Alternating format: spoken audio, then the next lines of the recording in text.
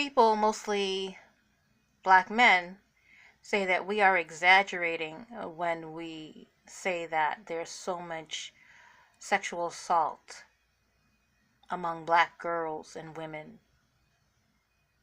and nothing gets done about it by the black community because it's one of those secrets, that dirty laundry that you want to be we want kept in the community, while black leaders do nothing about it. They shout and scream and holler about gun violence when it's white on black, but they don't do it when it's black on black, and they certainly don't do it when we have these pedophiles raping little children. The hypocrisy. The hypocrisy. The hypocrisy.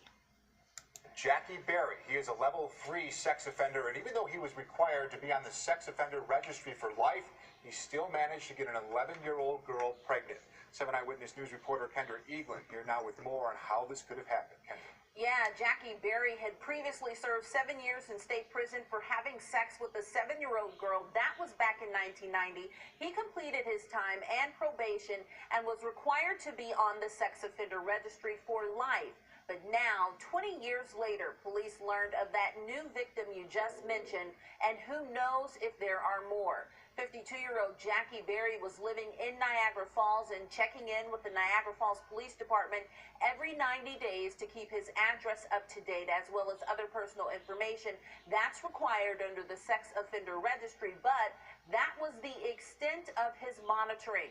Police had no idea he was hiding a big secret. He'd been having sex with a 9-year-old girl for 3 years, starting in 2007. The girl became pregnant when she was 11 years old. She initially told authorities that the father could be 2 other juveniles, but she had never had contact with them.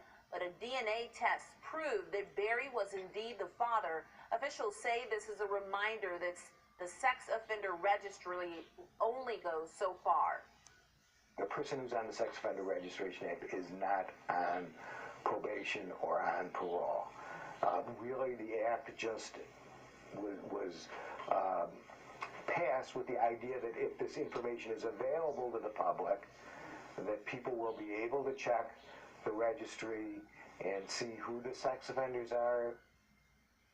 Prosecutors decided against taking the case to trial because they did not want to further traumatize that victim. Berry took a plea deal and pleaded guilty to 2 counts of predatory sexual assault. Look at this monster. Now, we keep hearing about these fast little girls. How do you think these fast little girls become fast? At 11, 9 years old, 7 years old, they call him raping a 7-year-old having sex with her. That's rape. Pedophilia. She had no consent.